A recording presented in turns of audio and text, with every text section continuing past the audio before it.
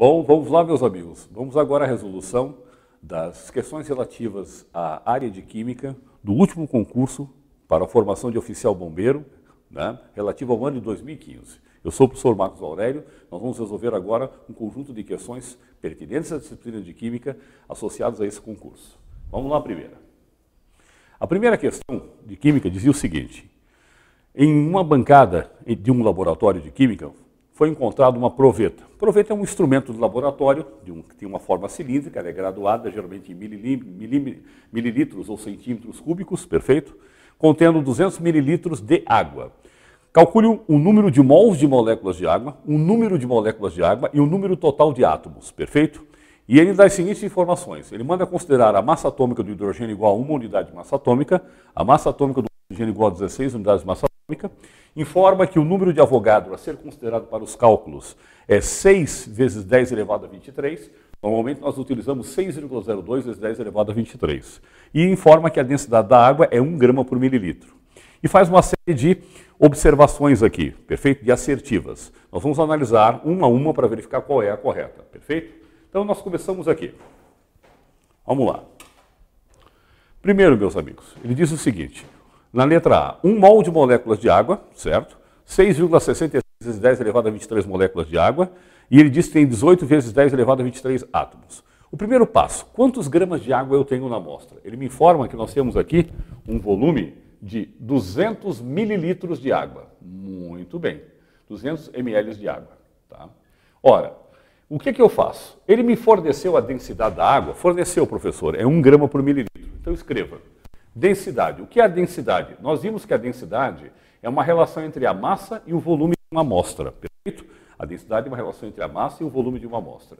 Sendo assim, meus amigos, eu vou calcular qual é a massa de água associada a esse volume. Então, o volume está dividindo, passa para lá multiplicando, a massa de água seria a densidade vezes o volume. Se isso é verdade, a massa de água seria. Qual é a densidade da água que ele forneceu?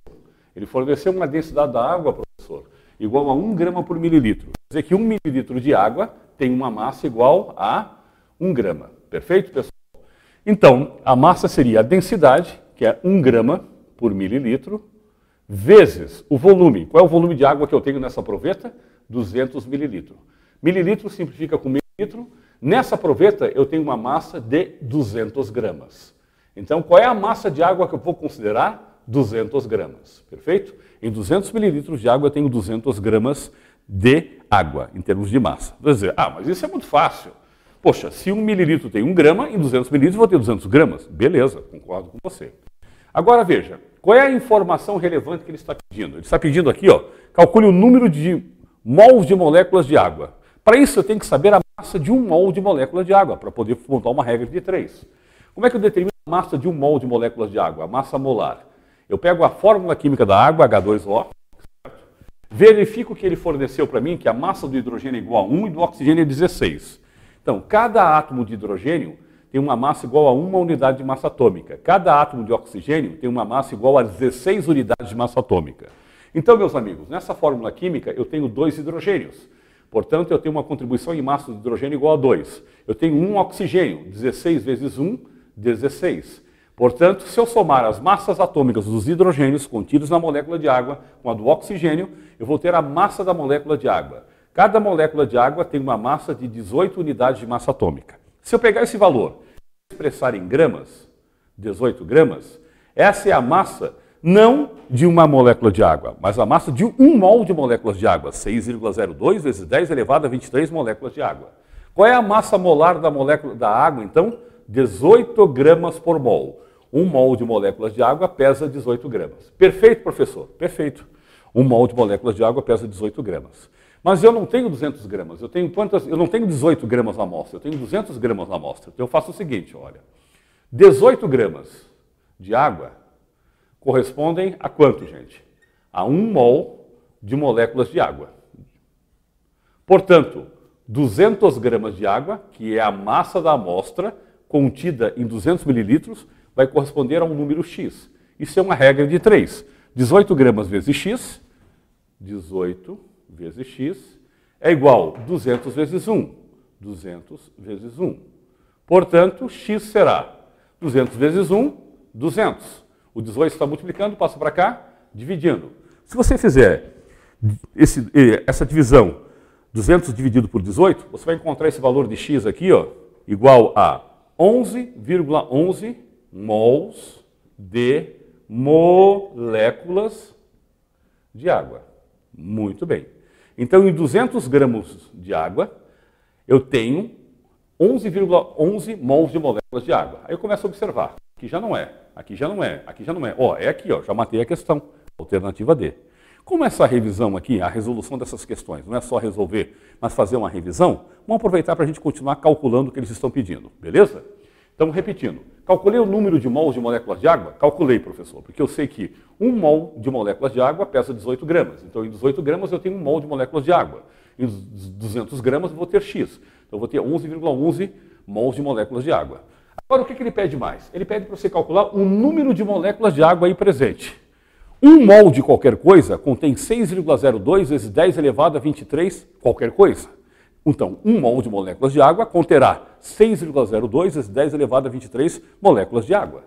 Então, agora eu faço o seguinte. Se eu só tivesse 1 mol de moléculas de água, eu teria quantas moléculas de água? 6,02 vezes 10 elevado a 23. Só que, meu amigo, na verdade, meus queridos, ele mandou usar o valor não como 6,02, mas como 6 vezes 10 elevado a 23. Então, eu vou escrever aqui, ó. 6 vezes 10 elevado a 23, o quê? Moléculas de água. 1 mol de moléculas de água contém 6 vezes 10 elevado a 23 moléculas de água. Só que nessa amostra de 200 mililitros de água, contidos na proveta, que encerra uma massa de 200 gramas de água, que contém 11,11 mols de moléculas de água. Então, 11,11 mols de moléculas de água corresponderão a quanto, pessoal? A X.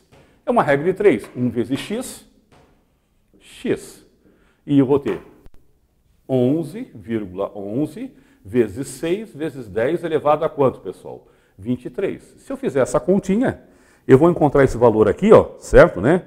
Como sendo 19,98 vezes 10 elevado, certo, né? Não, perdão. Desculpa. 11,11 vezes 6 dá 66,66 vezes 10 elevado a quanto, pessoal? 23.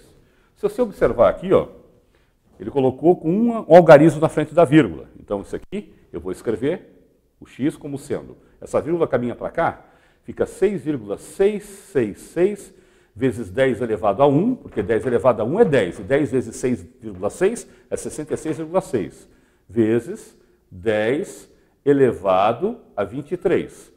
X será igual a 6,6, certo, pessoal? Como ele colocou ali, ó, 66.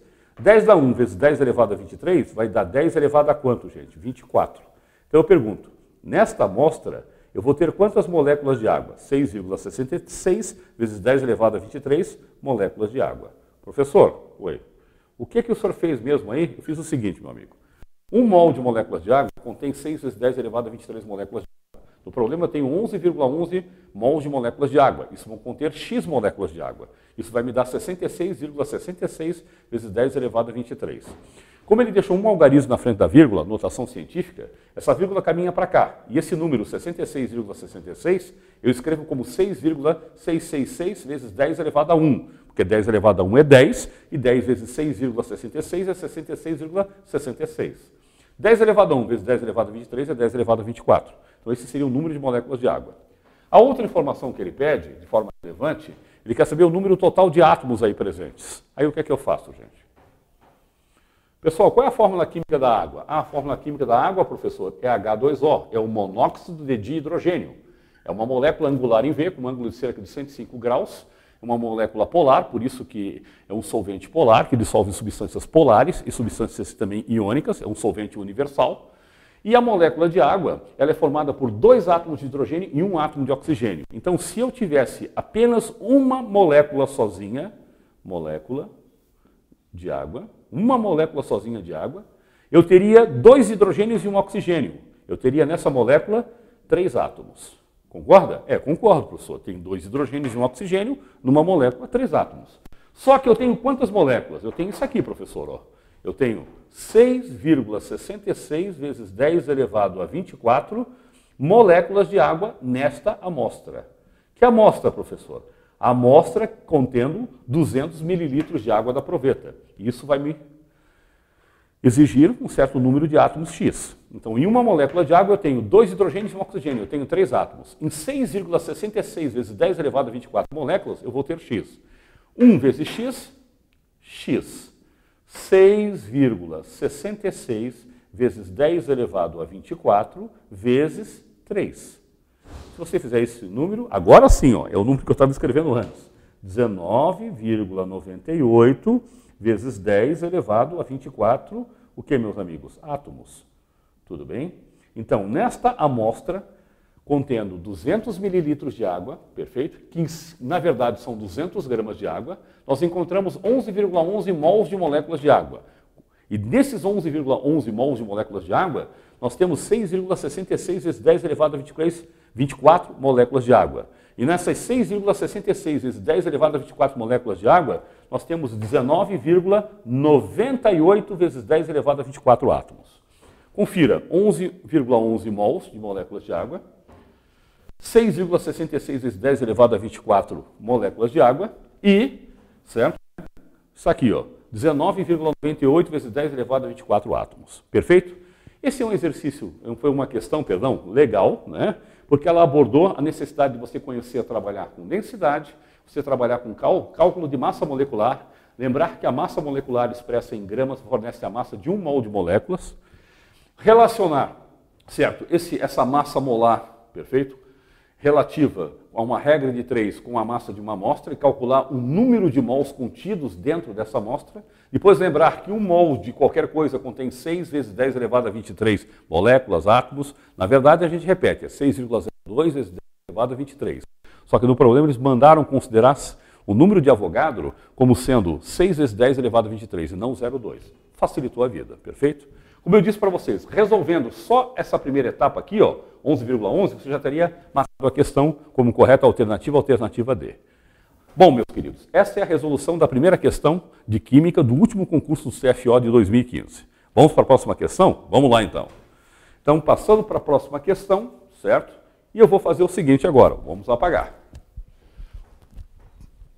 Vamos lá, rapidinho, rapidinho, rapidinho. Tempo é dinheiro, né? Vamos lá. Nessa próxima questão, vamos ver o que é que se aborda aí. Certo? A primeira envolveu praticamente cálculos químicos, certo? Massa molar, massa molecular e cálculos químicos. Vamos ver a segunda questão. Perfeito? A segunda questão diz o seguinte. Em um recipiente fechado, o recipiente é fechado. Joia. A massa de um gás ideal, o que é um gás ideal? É um gás imaginário, hipotético, que segue exemplarmente todas as equações que nós estudamos para os gases. PV é igual a nRT, P1V1T1 é igual a P2V2T2, a equação da densidade dos gases, a equação para calcular o volume parcial ou a pressão parcial exercida por um componente de uma mistura gasosa, a equação para calcular a velocidade de efusão de um gás quando ele passa por um orifício. Perfeito, meus amigos? Muito bem. Esse gás ideal, imaginário, hipotético, ele ocupa um volume de 25 litros a 293 Kelvin. Então, nessa questão, aqui, ó, ele tem um volume de 25 litros, tá? E está a uma temperatura de 293 Kelvin. Beleza, muito bem. E aí? Aí diz que aquecendo-se esse gás até 330 kelvins. Opa, nós vamos aquecer esse gás agora, vai sofrer um aquecimento até uma temperatura de 330 kelvins. Muito bem. Aí diz o seguinte, sob pressão constante. Então, se ele exercia uma pressão P1, nesse estado 1, que eu posso chamar de X, porque ele não informou a pressão, aqui no estado 2, ele vai ocupar a mesma pressão. Pressão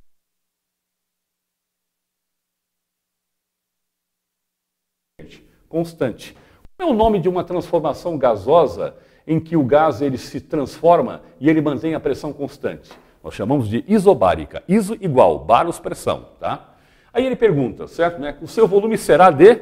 Ele quer saber um novo volume que o gás vai ocupar, certo? Ora, raciocine, né?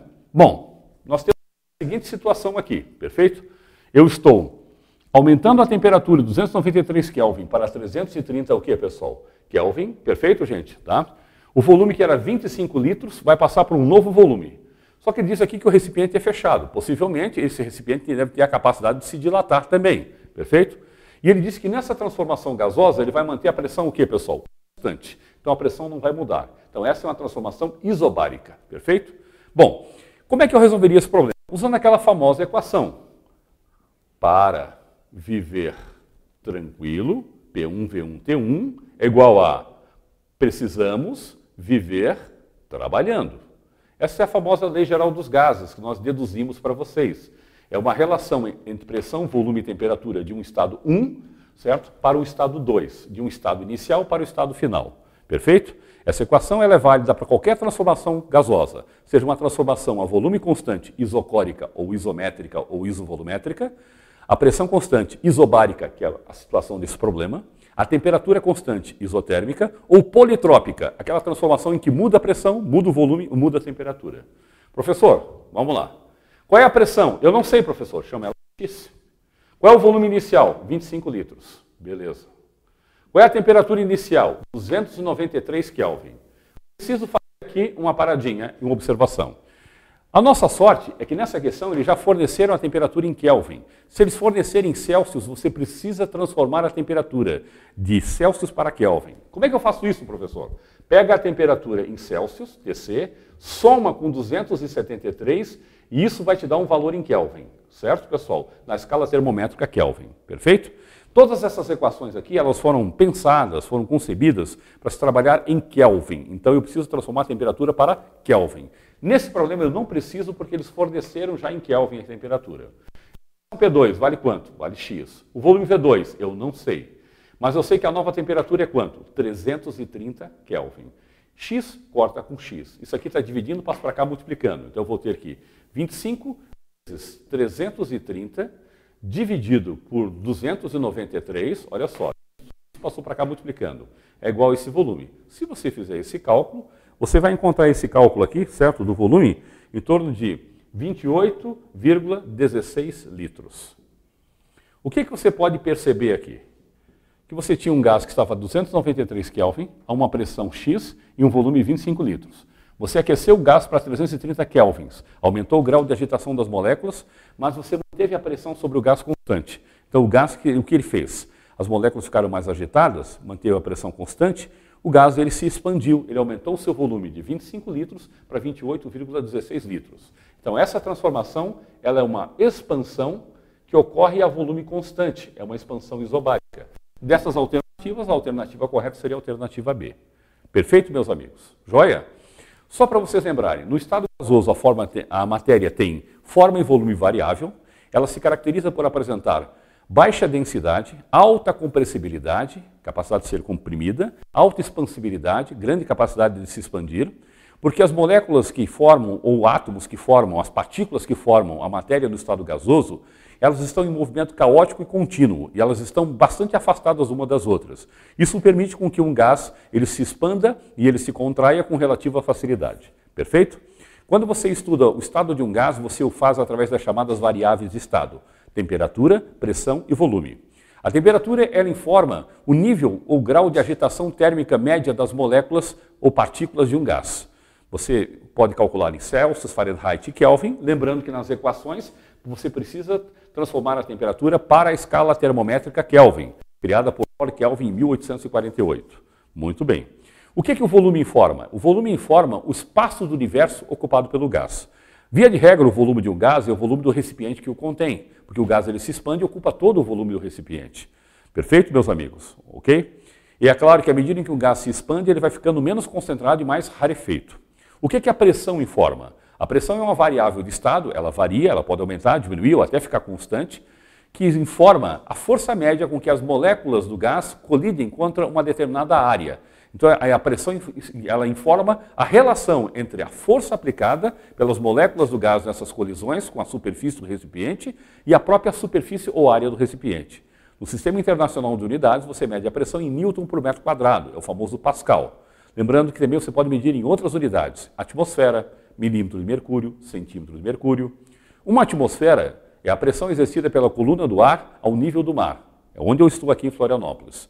Essa pressão de uma atmosfera corresponde num barômetro de Torricelli a uma coluna de mercúrio cuja altura seria de 760 milímetros de mercúrio, ou 76 centímetros de mercúrio.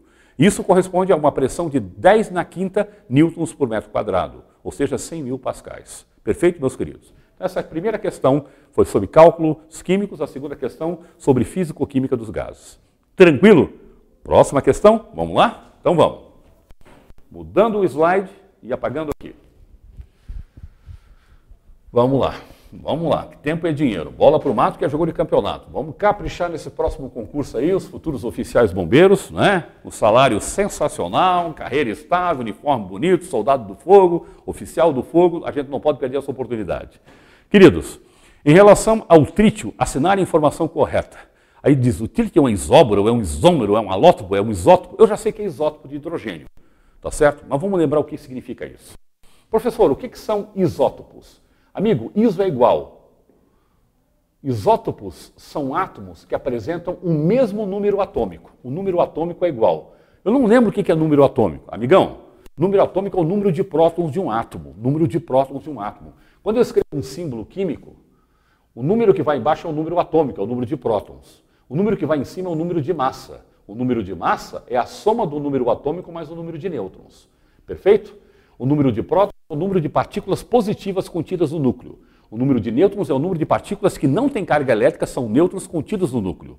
E quando eu somo o número de prótons com o número de nêutrons, eu tenho o número de massa, que é a soma das partículas nucleares. Por exemplo, se eu digo assim que eu tenho o carbono 6,14, eu sei que eu tenho 6 prótons no núcleo, mais 8 nêutrons. Por quê, professor? Porque 6 prótons mais, certo, pessoal, 8 nêutrons, vai me dar um número de massa para ele igual a quanto, pessoal? Igual a 14. Então, o carbono tem número de massa igual a 14, ele tem 14 partículas no núcleo, sendo 6 prótons e 8 nêutrons. Isótopos têm mesmo número atômico, tem um número de massa diferente, ou seja, um número de partículas nucleares diferente, e um número de nêutrons diferente. Vamos dar um exemplo, professor? Vamos. Pega, por exemplo, o carbono 6,12 e o carbono 6,14. Veja, são átomos de mesmo elemento químico, de mesmo número atômico, de mesmo número de prótons, porém de números de massa diferentes, portanto terão números de nêutrons diferentes. Agora, se eles não forem isótopos, o que eles serão? Bom, uma coincidência que eles podem apresentar é quanto ao número de massa. Se os números de massas forem iguais, aí nós vamos classificá-los como o quê? Não sei, professor. Olha, isótopos, iso igual, P prótons, igual ao número de prótons. Qual é o símbolo do número de massa? É a letra A. Então, quando os átomos têm o mesmo número de massa, eu chamo de isóbaros, tá certo? O que são isóbaros? Isóbaros são átomos que apresentam o mesmo número de prótons. Ô, professor, botou o sinal errado aqui. Desculpa, querido, não briga comigo. Isóbaros, tá? Isóbaros, iso significa igual, certo, né? Igual o número do quê, pessoal? De massa, tá? Aqui, ó, número de prótons igual são os isótopos, número de massa igual são os isóbaros. Os isóbaros são átomos que têm número de nêutron, de atômico, diferente, número de nêutrons diferente e número de massa igual. Veja só, potássio, 19,40, certo, né? E pega aqui o cálcio, 20,40. São átomos de elementos químicos diferentes, têm números atômicos diferentes, números de prótons diferentes, mas os números de massa são iguais. Os números de nêutrons são diferentes, eles são isóbaros. E quando eles têm o mesmo número de nêutrons, como é que eles são chamados? Aí nós chamamos eles de isótonos. Iso igual, N nêutrons, eles têm um número atômico diferente, um número de massa diferente e um número de nêutrons o quê? Igual. Beleza, pessoal? Muito bem. Dá um exemplo aí. Vamos pegar aqui o boro 5,11 e o carbono 6,12. O boro, qual é o número atômico dele? 5. 5 prótons. O carbono, qual é o número atômico dele? 5. 6 nêutrons. 5 é diferente de 6. O número atômico é diferente.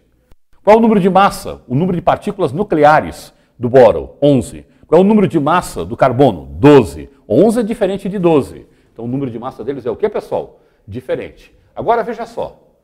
O que é o número de massa? É a soma do número atômico mais o número de nêutrons. Você confere? Confere. Eu diria que, se eu quero saber o número de nêutrons, Z é positivo, passo para cá, fica negativo. É só pegar o número de massa subtraído do número de nêutrons. Qual é o número de massa desse? 11. Quantos prótons ele tem? 5. 11 partículas, das quais 5 são prótons. Pegando o número de massa subtraindo do número de prótons, eu vou ter o número de nêutrons. Eu vou ter quantos nêutrons aqui? 6 nêutrons. Aqui eu tenho 12 partículas, 12, 6 prótons, 12 menos 6, 6 nêutrons. Veja que o boro tem 6 nêutrons e o carbono tem 6 nêutrons. Mesmo número de nêutrons, são chamados de isótonos. Estamos aproveitando essas questões já para fazer uma revisão com vocês. Tranquilo, meus amigos? Isótonos, mesmo número de prótons, átomos de um mesmo elemento químico, carbono, carbono. Isóbaros, átomos que têm o mesmo número de massa. Os números de cima são iguais, são elementos químicos diferentes, potássio e cálcio, por exemplo. Isótonos têm o mesmo número de nêutrons, mas eles são de números atômicos diferentes, e números de massas diferentes e de elementos diferentes, mas o número de nêutrons é igual. Lembramos disso? Lembramos, professor. Muito bem. Professor, o que é alótropo, professor? Alótropo é o seguinte, a alotropia é o fenômeno pelo qual um mesmo elemento químico ele forma substâncias simples diferentes. Por exemplo, pega o elemento químico ozônio.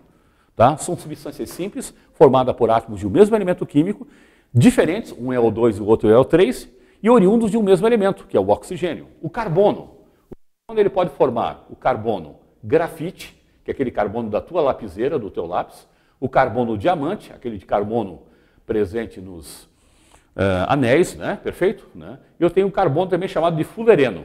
Fulereno, tá? Eu tenho o fósforo branco e o fósforo vermelho, o enxofre ortorrômico e o enxofre monoclínico. Isso é alotropia. É o fenômeno pelo qual o mesmo elemento químico forma substâncias simples diferentes. Nesse caso, as substâncias são diferentes, certo, gente? Aqui, devido à atomicidade, essa molécula tem 2 oxigênios e essa tem 3 oxigênios, tá? Aqui é a estrutura cristalina.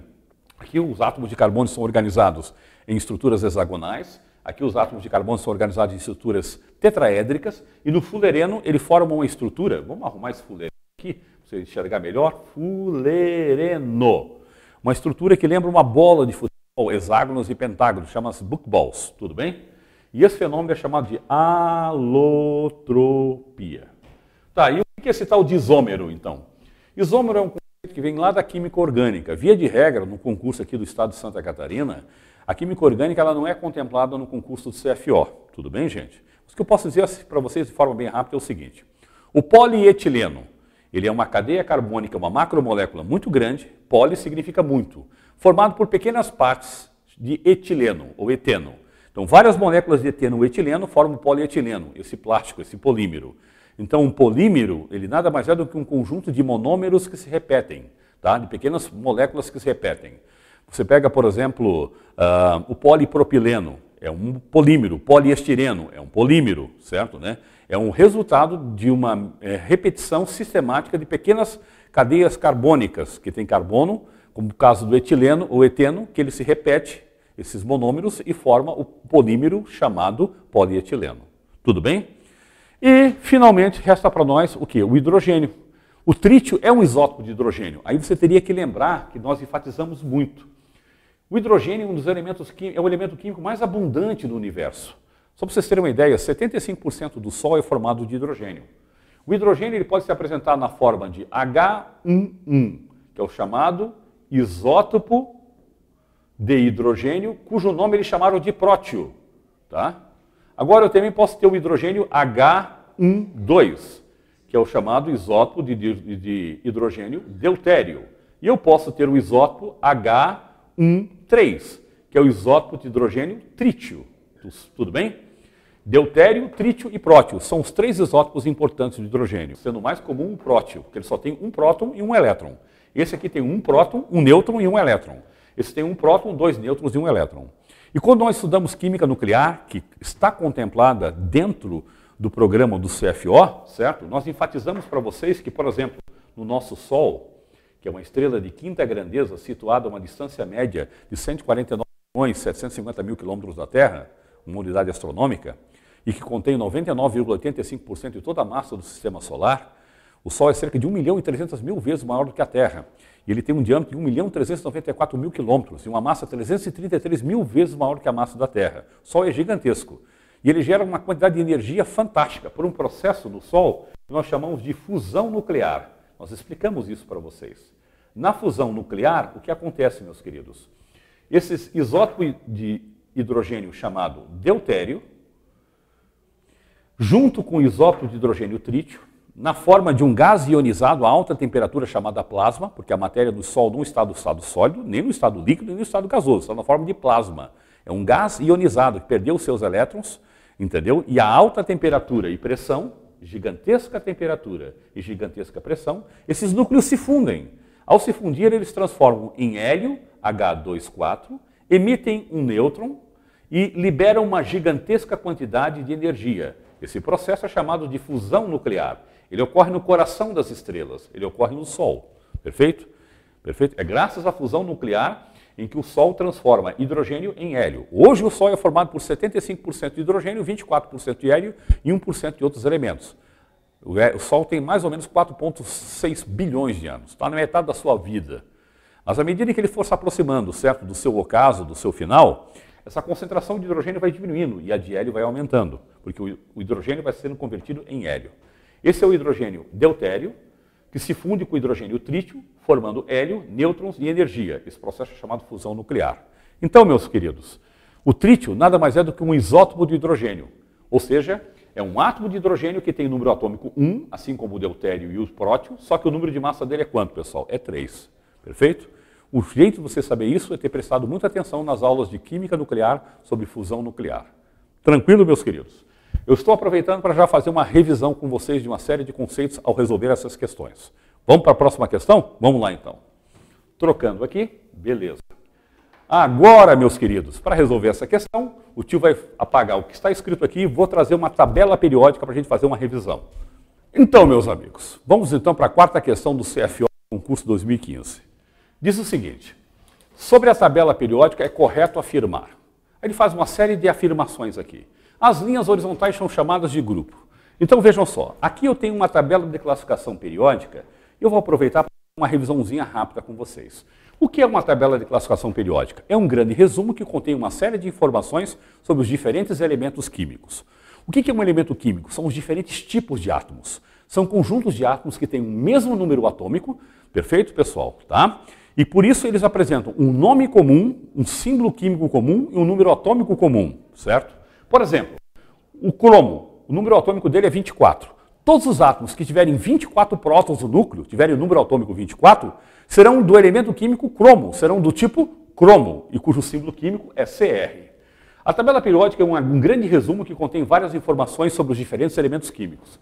Ela é organizada, baseada, certo, né, em 3 princípios. Em linhas horizontais, que nós chamamos de períodos. Eu tenho um primeiro período, o segundo, o terceiro, o quarto, o quinto, o sexto e o sétimo período. 7 linhas horizontais. Perfeito, pessoal? Né? Lembrando que todos esses que estão aqui embaixo, os lantanídeos, que começam com lantânio, e os actinídeos, que começam com actínio, os lantanídeos eles estão aqui ó, no 6º período, e os actinídeos no 7º período. Tranquilo? Além de ser organizado em linhas horizontais chamadas de períodos, a tabela é organizada em linhas verticais, que nós chamamos grupos ou famílias. Aqui nós dividimos em 3 grandes grupos ou famílias. Os elementos representativos ou típicos são aqueles que quando você faz a distribuição eletrônica usando o diagrama de Linus-Pauling, um S2, 2S2 e assim por diante, o último elétron que você distribui, chamado elétron diferencial ou eletrodifferenciação, ele sempre cai num subnível S ou num subnível P da última camada. São eles a família 1A da tabela periódica, os metais alcalinos, lítio, sódio, potássio, rubídio, césio e frâncio. A família 2A da tabela periódica, berílio, magnésio, cálcio, estrôncio, bário e rádio. A família 3A da tabela periódica, boro, alumínio, galho, índio, talho, certo? A família 4A da tabela periódica, carbono, silício, germânio, estanho e chumbo. A família 5A da tabela periódica, nitrogênio, fósforo, arsênio, antimônio e bismuto. A família 6A da tabela periódica, oxigênio, enxofre, selênio, telúrio e polônio. A família 7A, fluoro, cloro, bromo, iodo e astato. E o grupo 0, também conhecido como grupo dos gases nobres, 8A. Tudo bem? Esses são os elementos representativos ou típicos. 1A, 2A, 3A, 4A, 5A, 6A, 7A e o grupo 0, ou 8A. No meio aqui eu tenho os elementos de transição externa, que são as famílias 1B, 2B, 3B, 4B, 5B, 6B, 7B, a tríade formada por uma coluna de 3 colunas de elementos químicos, que é o grupo 8B. E esses elementos de transição externa, quando você faz a distribuição eletrônica deles, usando o diagrama de Linus-Pauling, o último elétron que você escreve lá, que você representa, ele está não no subnível S ou P da última camada, ele está no subnível D da penúltima camada. São os elementos de transição externa. E por fim nós temos elementos de transição interna, que são esses aqui, ó, os lantanídeos, que começam com lantânio, e os actinídeos, que começam com actínio. Esses elementos aqui, quando você faz a distribuição eletrônica usando o diagrama de Linus-Pauling, o último elétron distribuído está no subnível F da antepenúltima camada. Tudo bem, gente? Bom, quem são os elementos, então, representativos ou típicos? 1A, 2A, 3A, 4A, 5A, 6A, 7A e o grupo 0 ou 8A. Quem são os elementos de transição externa? 1B, 2B, 3B, 4B, 5B, 6B, 7B e o grupo 8B. Quem são os elementos chamados de transição interna? São os lantanídeos e os actinídeos. A tabela periódica também é organizada não só em linhas horizontais, períodos, em linhas verticais, grupos ou famílias, mas também em ordem crescente de número atômico. Começa no número atômico 1 e termina no número atômico 118. Hoje a tabela periódica ela contém 118 elementos químicos, certo, pessoal? Estudados, dos quais 88 são naturais, perfeito, né? E 30 são artificiais, ok? O elemento químico natural de maior número atômico é o elemento químico urânio, número atômico 92. Está aqui, ó, na família dos actinídeos, e ele se encontra no 7º período, na 7ª linha horizontal, perfeito? Todos os elementos químicos antes do urânio, eles são naturais, são chamados cisurânicos. Porém, existem 4 elementos químicos de número atômico menor do que o urânio, que vem antes do urânio, que não são naturais. Quem são eles, professor? São eles o tecnécio, número atômico 43, o promécio, número atômico 61, o astato, número atômico 85 e o frâncio, número atômico 87. Então, o promécio, o tecnécio, o promécio, o astato e o frâncio são elementos cisurânicos, número atômico menor do que 92, vem antes do urânio, porém eles são artificiais. Já todos os outros cisurânicos são naturais, são encontrados na natureza. E os que vêm depois do urânio? Neptúnio, número atômico 93, plutônio 94, ameriço 95. Todos os que vêm depois do urânio são chamados de transurânicos e eles são artificiais. Então vamos ver a questão aqui. O que diz aqui a questão aqui? Ó? As linhas horizontais são chamadas de grupo? Não. Os grupos ou famílias são as linhas verticais. Lembre-se que o hidrogênio não pertence à família 1A. Ele está aqui com uma cor diferente. 1A são os metais alcalinos, lítio, sódio, potássio, rubídio, césio e frâncio. Ele foi colocado aqui só para lembrar que ele começa, é o primeiro da tabela porque ele tem número atômico 1. E a tabela é organizada em ordem crescente de número atômico. Beleza? Então, a letra A está errada. Os elementos representativos são os elementos dos grupos de 1A a 7A? Eu concordo. 1A, 2A, 3A, 4A, 5A, 6A, 7A. Porém, existem muitos autores que colocam também os gases nobres. Porque quando você faz a distribuição eletrônica dos gases nobres, o último elétron que você distribui está no subnível S ou P da última camada, tá certo? Então eu vou para outras alternativas para avaliar se essa realmente está certa. Os metais de transição são somente elementos dos grupos 3B a 8B? Ora, 3B, 4B, 5B, 6B, 7B, 8B. Não, 1B e 2B também são metais de transição ou elementos de transição externa. Então está errado, porque ele deveria ter dito é de 3B a 2B, ou de 1B até o 8B, envolvendo todos esses aqui, o pessoal da baixada da tabela periódica. Então está errada a letra C. Os gases nobres, elementos do grupo 7A, não. 7A são esses aqui, ó, são os halogênios, flúor, cloro, bromo, iodo e astato. Eles têm 7 elétrons na última camada. Os gases nobres são o grupo 8A, ou o grupo 0. Ou, na nova nomenclatura de UPAC, seria o grupo 18, porque eles organizam essas linhas verticais de 1 até 18, tudo bem?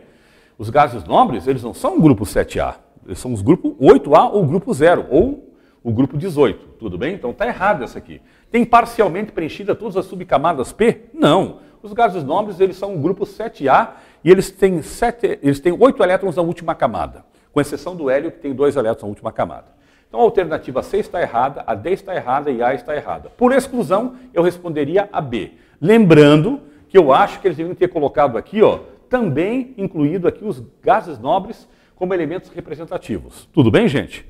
Tem alguns autores que colocam os gases nobres de fora, porque consideram que eles são quimicamente estáveis e eles não têm a mesma reatividade química dos grupos 1A, 2A, 3A, 4A, 5A, 6A e 7A. Então, os elementos representativos são os elementos dos grupos de 1A a 7A.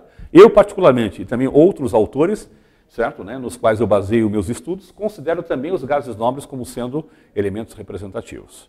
Com isso, nós fazemos uma revisão rápida, geral, da tabela de classificação periódica. Perfeito? E aí vamos para a nossa próxima questão. Eu agora tiro a tabela de lugar, o pessoal faz uma edição.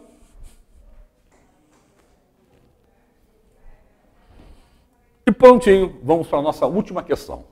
Perfeito?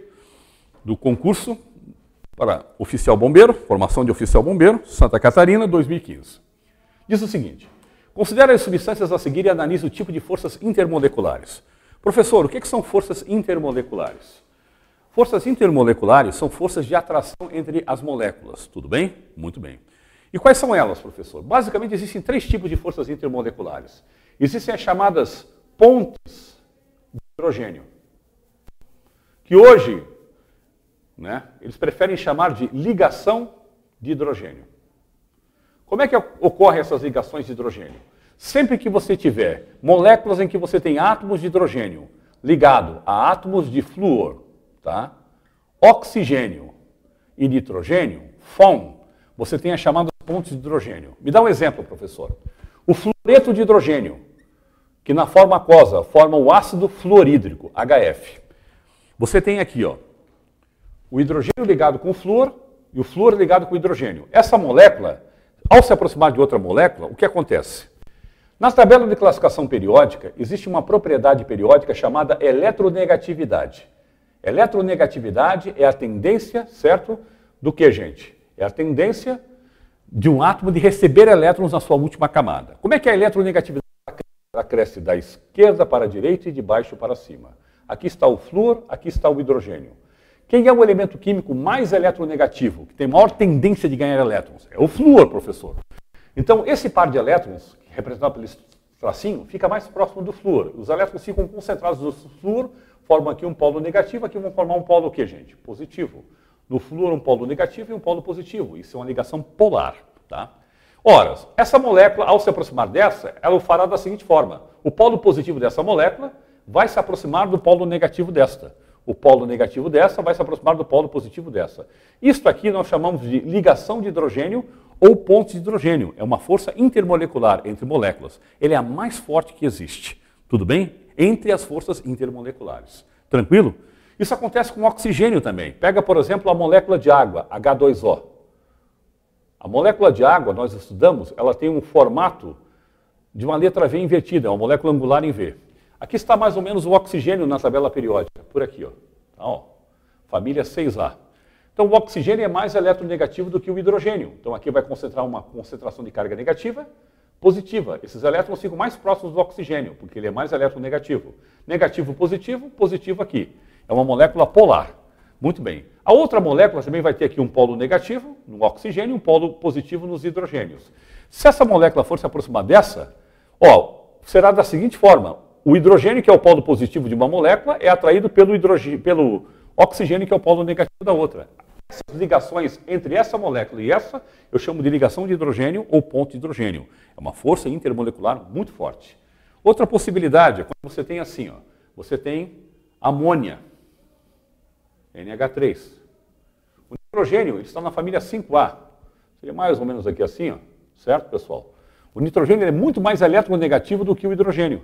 Então, esse par de elétrons vai ficar mais próximo do nitrogênio, formando aqui no nitrogênio uma concentração de carga negativa e nos hidrogênios concentrações de carga o quê?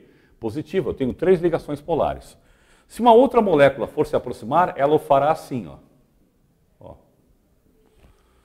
O polo negativo dessa molécula, representado pelo nitrogênio, vai ser atraído pelos hidrogênios da outra. Isso aqui também é uma ponte de hidrogênio ou ligação de hidrogênio. Então, a ligação de hidrogênio é a força intermolecular mais forte e que ocorre sempre entre moléculas polares, em que você tenha hidrogênio ligado com flúor, oxigênio e nitrogênio. Isso é a chamada, o que, professor? É a famosa ponte de hidrogênio ou ligação de hidrogênio. É a única atração que existe entre moléculas, professor? Não. Eu também tenho as chamadas forças de atração ou interação dipolo-dipolo permanente.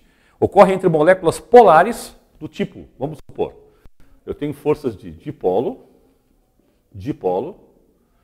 por muitos chamadas de permanente. Tá? Isso acontece em moléculas polares. Me dá um exemplo, professor, de uma molécula polar. Pega assim o ácido bromídrico. Aqui está o bromo na tabela periódica. Flúor, cloro, bromo. O bromo está aqui, ó. O bromo é muito mais eletronegativo do que o hidrogênio. Então, esse par de elétrons vai formar aqui um polo negativo, aqui um polo positivo. Se eu tiver, meus queridos, uma outra molécula de HBr, de brometo de hidrogênio, ou ácido bromídrico em solução aquosa, O polo negativo, que é o bromo aqui, vai ser atraído pelo hidrogênio da outra molécula. O polo negativo de uma molécula atraído pelo polo positivo da outra. Esse tipo de atração não é ponto de hidrogênio. A ponto de hidrogênio só acontece quando a diferença de eletronegatividade é muito grande entre hidrogênio e flúor, hidrogênio e oxigênio, hidrogênio e nitrogênio. Esse tipo de ligação é uma ligação entre dois polos aqui, dipolo e dipolo. Como é uma molécula permanentemente polarizada, porque ela é polar, chama-se dipolo-dipolo permanente. Qual é a força de atração intermolecular mais forte? Ligação de hidrogênio. E depois, dipolo-dipolo permanente. Tem uma outra que chama-se dipolo induzido. Isso acontece em moléculas apolares. O que é uma molécula apolar, professor? É uma molécula que não forma polos. Por exemplo, o dióxido de carbono, o CO2. A estrutura química dele é essa aqui, nós já estudamos com vocês. O carbono ele tem uma hibridação do tipo sp, tá? Uma estrutura linear com 108 graus. O oxigênio é mais eletronegativo do que o carbono. Então, esse par de elétrons fica mais próximo aqui. Então, o oxigênio fica formando um polo negativo e o carbono um polo o quê? Positivo. Um outro oxigênio também forma um polo negativo. Para representar a polaridade dessa ligação, eu uso um vetor chamado momento dipolar. O momento dipolar ele sempre parte do polo positivo para o polo negativo. Se você observar, eu tenho duas ligações polares aqui, uma dupla polar e uma dupla polar, porém, este momento dipolar vai do positivo para o negativo e esse momento dipolar vai do positivo para o negativo. São dois vetores de mesma intensidade que têm sentidos opostos, eles se anulam. Então, essa molécula é uma molécula apolar, não forma polos, embora ela tenha duas ligações polares, porque os momentos dipolares se anulam. O momento dipolar é uma grandeza vetorial que a gente usa para estudar essa polaridade. Eu estou fazendo uma revisão com vocês primeiro. Então, veja, essa molécula apolar, que não forma polos, ela pode ser atraída por outra molécula polar por um fenômeno chamado dipolo-dipolo induzido, que muitos chamam também de forças de Van der Waals ou forças de London.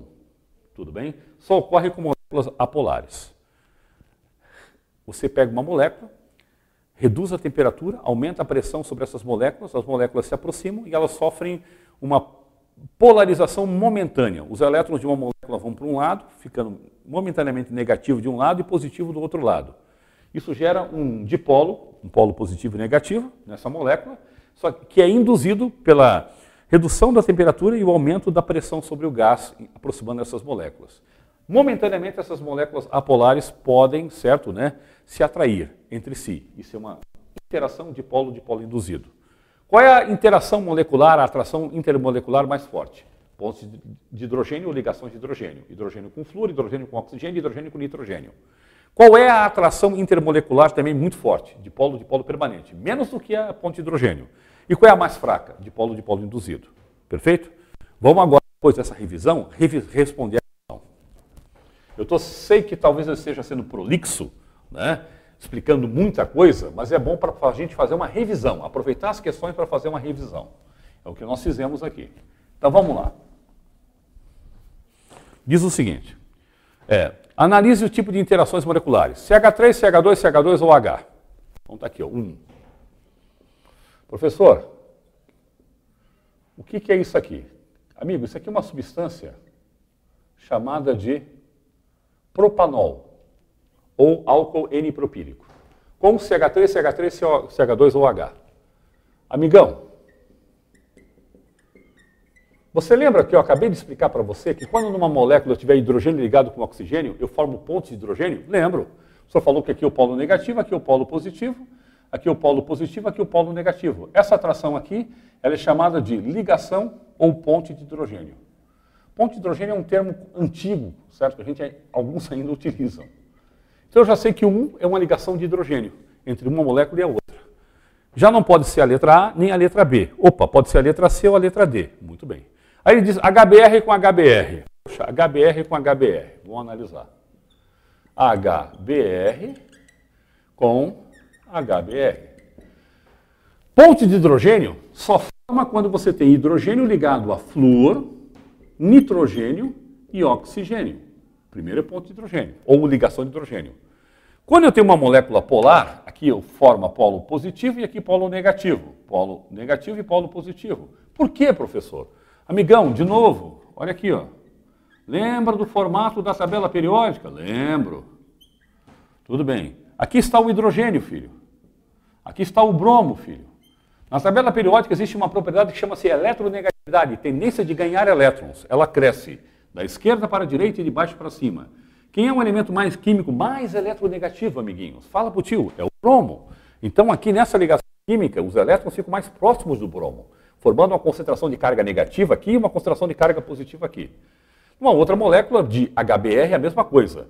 Essa atração entre o polo positivo de uma molécula e de outro é uma atração de um dipolo, tá vendo aqui, ó? Dipolo, dois polos com outro dipolo. Dipolo, dipolo, o correto era complementar, chamar dipolo o quê? Permanente. Aí eu olho aqui, ó. Ligação de hidrogênio eu já sei. Ligação de polo, dipolo, dipolo, dipolo. Pô, não deu para resolver, professor, ainda. Vamos para o terceiro caso, então. Vamos lá.